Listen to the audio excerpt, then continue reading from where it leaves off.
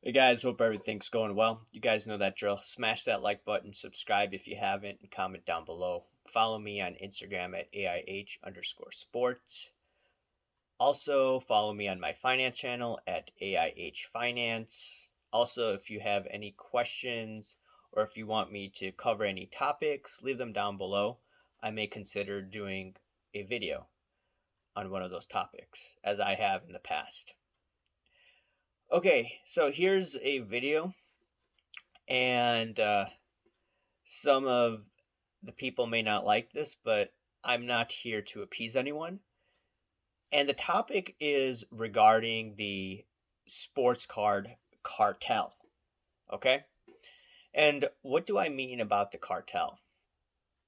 Let me go into what I saw in the silver industry and how I see parallels to what I'm seeing right now in the sports card community.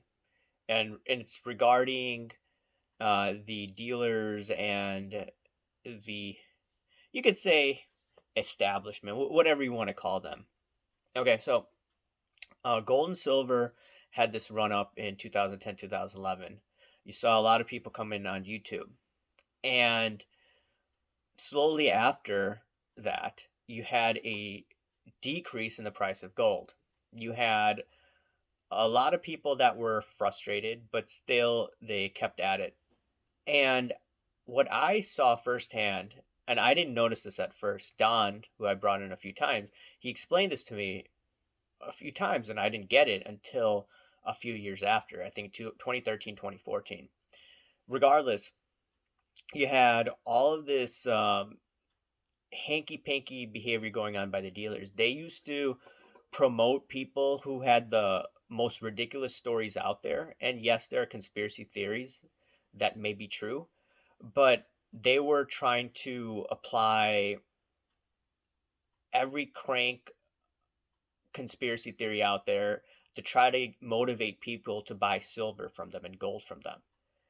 And I'll give you this one story. And I was once promoted by these guys, but once I started to figure it out and call them out, that's when my views started to go down. And that's how I didn't get canceled, but that's when they started to ignore me.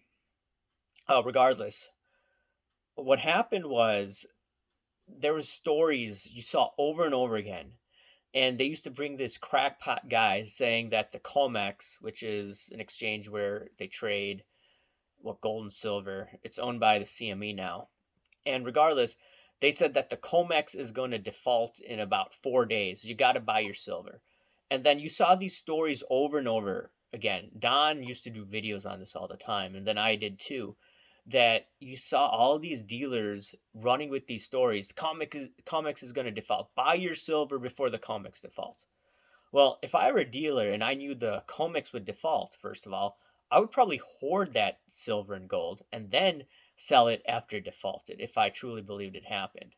But regardless, they used to run these crackpot stories. They used to promote what Don used to call the carnival barkers. And long story short, they made a killing off of naive people who bought into these stories.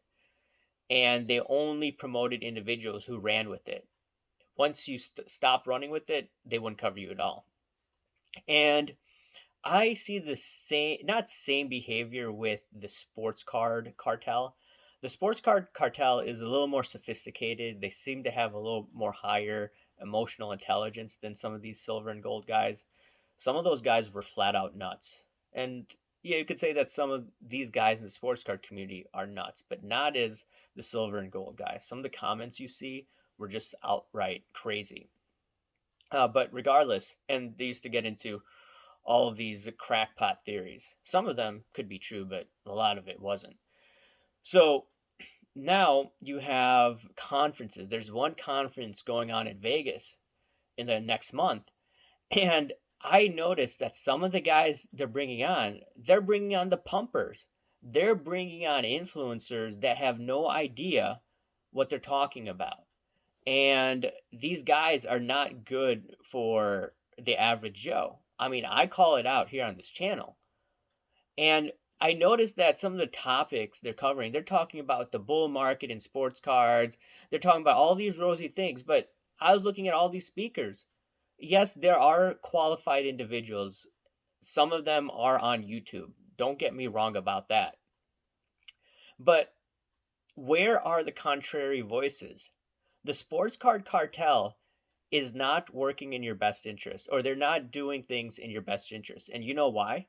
Because they're laughing all the way to the bank. Their job is to extract money from you, as much money from you.